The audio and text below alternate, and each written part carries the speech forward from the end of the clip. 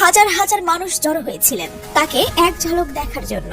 Mobile ক্যামেরায় কেউ বা তার ছবি তুলছিলেন, কেউ বা আবেগে চোখ মুছছিলেন, আরেক পক্ষ স্লোগান দিয়ে তার প্রতি ভালোবাসা ও সমর্থন জানাচ্ছিলেন। এমন আবেগঘন দৃশ্য বিরল, এমনকি বাংলাদেশের সাম্প্রতিক রাজনৈতিক ইতিহাসেও কম দেখা যায়। এই মুহূর্ত স্পষ্ট করছিল যে মানুষটিকে এক সময় রাষ্ট্র ও সরকার উভয়ই ভুলে গিয়েছিল, তাকে জনসাধারণ আজও ভুলতে পারেনি। কিন্তু মুক্তির পরপরই যেন একটি রহস্যের কুয়াশা ঢেকে গেল বাবরের চারপাশে। তিনি মিডিয়ায় কিছুদিন ছিলেন, তারপর হঠাৎ নিঃশব্দ হয়ে গেলেন। টেলিভিশনে তার কোনো সাক্ষাৎকার নেই, দলীয় বৈঠক কিংবা সভায়ও তাকে দেখা যাচ্ছে না। রাজপথ থেকে দূরে, রাজনৈতিক মঞ্চ থেকে অবসন্ন। বাবরের এই হঠাৎ অনুপস্থিতি তৈরি করছে নানা প্রশ্ন। বাবর এখন কোথায়, কি করছেন তিনি? সবচেয়ে বড় প্রশ্ন, বাবর কি ধীরে ধীরে বিএনপি থেকে সরে যাচ্ছেন? বিএনপির অভ্যন্তরে তার অবস্থান নিয়ে গুঞ্জন এখন আর গোপন নয়। শীর্ষ নেতৃত্ব হয়তো বাবরকে দলের সামনে নিয়ে আসতে আগ্রহী নয় বলেই মনে করা হচ্ছে। বিশেষ করে নেত্রকোনা 4 আসনে তারা ভবিষ্যৎ তলানিতে যেতে বসেছে। একসময় এই আসনের অনন্য আধিপত্যশীল নেতা আজ দলের মধ্যে বিতর্কের কেন্দ্রবিন্দুতে পরিণত হয়েছেন। মনোনয়ন মিলবে কিনা সে নিয়ে দলীয় শাখা প্রশাখায় টানাপোড়েন চলছে, আর সেই টানাপোড়েনের মাঝেই জোরালো হচ্ছে এক নতুন গুঞ্জন। লুৎফুজ্জামান বাবর কি বিএনপি ছেড়ে জামাত ইসলামীতে যোগ দিচ্ছেন? এই গুঞ্জনের কারণ হিসেবে সামনে এসেছে সম্প্রতি একটি মুহূর্তের ভিডিও। সাংবাদিক মাহমুদুর রহমানের বাসায় বাবরের মায়ের মৃত্যুর শোক জানানোর সময় বাবরের উপস্থিতি ধরা পড়ে। সেখানে জামায়াতে ইসলামীর আমির ডক্টর শফিকুর রহমানও ছিলেন। তাদের আন্তরিক আলিঙ্গন, বন্ধুত্বপূর্ণ কথোপকথন সামাজিক মাধ্যমে ভাইরাল হয়ে যায়। ভিডিও দেখে প্রশ্ন জাগে, এটি কি শুধুই সহানুভূতির নিদর্শন, নাকি এর পেছনে লুকিয়ে আছে বড় কোনো রাজনৈতিক বার্তা?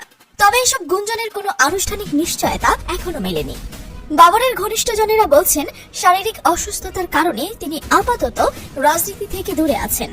তাদের দাবি, দলীয় মনোনয়ন প্রক্রিয়া এখনো চলছে এবং নেত্রকোনা 4 আসনে বাবর প্রার্থী হওয়ার সম্ভাবনাই সবচেয়ে বেশি। বাবরের সঙ্গে বিএনপির সম্পর্কটা নতুন কিছু নয়। 2008 সালের নির্বাচনের সময় তিনি কারাবন্দী ছিলেন। দল তার আসনে মনোনয়ন দেয় অন্য কাউকে। বাবর স্বতন্ত্র প্রার্থী হয়ে ভোটে লড়াই করার সিদ্ধান্ত নেন। দলীয় শৃঙ্খলা ভঙ্গের অভিযোগে ভোটের মাত্র 3 দিন আগে তাকে বহিষ্কার করা হয়। যদিও পরবর্তীতে বহিষ্কার আদেশ উঠিয়ে নেওয়া হয়, বাবর আর কখনো দলীয় কোনো পদে ফেরেননি। এই বাস্তবতার মধ্যেই অনেকে তুলনা করছেন আব্দুল সালাম পিন্টুর সঙ্গে, যিনি কারাগারে থেকেও বিএনপির ভাইস চেয়ারম্যান নির্বাচিত হয়েছেন। তাহলে প্রশ্ন উঠছে, এই ধরনের মামলায় অভিযুক্ত প্রায় সমান জনপ্রিয় থাকা সত্ত্বেও বাবর কেন উপেক্ষিত? কেন তাকে রাজনৈতিক মূল স্রোতে ফিরিয়ে আনা হচ্ছে না? এই প্রশ্নের উত্তর খোঁজার চেষ্টা করলে ফিরে যেতে হবে বাবরের অতীতে। তিনি ছিলেন এমন এক নাম যা ভারতের নিরাপত্তা সংস্থার কাছে এখনো এক আতঙ্কের প্রতীক। 2001 সালে বিএনপি সরকার গঠনের পর বাবর স্বরাষ্ট্র প্রতিমন্ত্রী হন। দায়িত্ব নেওয়ার পর থেকেই তিনি ছিলেন সরাসরি, স্পষ্টভাষী এবং অনেক সময় বিতর্কিত। বিশেষ করে ভারত বিরোধী অবস্থানের জন্য তিনি বারবার আলোচনায় আসেন। তার সবচেয়ে আলোচিত ঘটনা ঘটে 2004 সালের 1 এপ্রিল রাতে। চট্টগ্রাম বন্দরে ধরা পড়া 10 ট্রাক অস্ত্র ও গোলা বারুদ। অস্ত্রের মধ্যে ছিল AK-47 rifle, rocket launcher, grenade. সংখ্যা ও পরিমাণে ছিল নজিরবিহীন।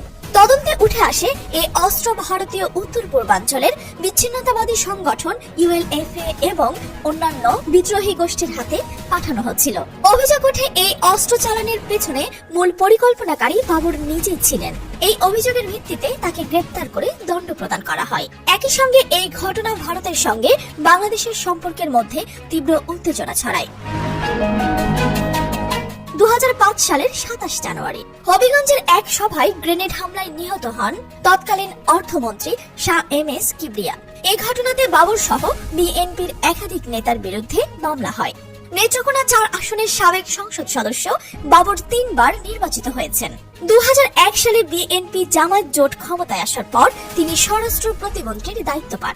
2007 সালে সেনা সমর্থিত তত্ত্বাবধায়ক সরকারের সময় গ্রেপ্তার হন। পরবর্তীতে আওয়ামী লীগ সরকারের সময় 21 আগস্ট গ্রেনেড হামলা ও 10 ট্রাক অস্ত্র মামলায় 2004 সালের এই ভয়াবহ অস্ত্র চালানটি ছিল বাংলাদেশের ইতিহাসে সর্ববৃহৎ।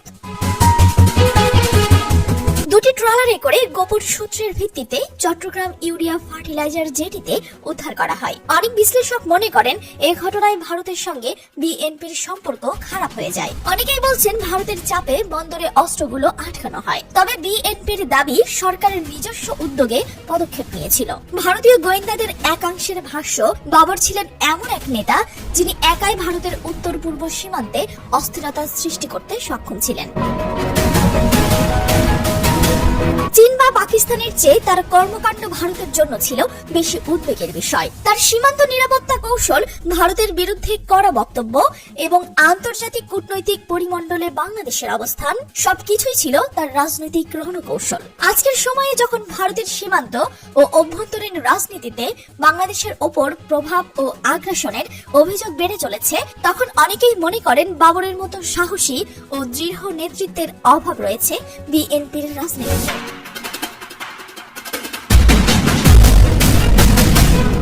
অথচ বাবর আজ নিঃশব্দ।